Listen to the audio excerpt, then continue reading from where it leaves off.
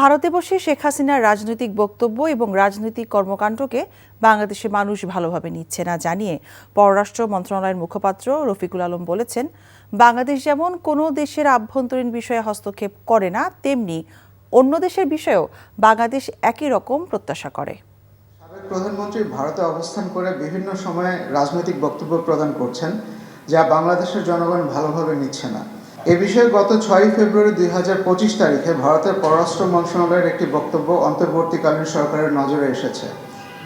বাংলাদেশের অভ্যন্তরীণ বিষয়ে ভারতের পররাষ্ট্র মন্ত্রণালয়ের এই বক্তব্য প্রদান অপ্রত্যাশিত এবং অনাকাঙ্ক্ষিত।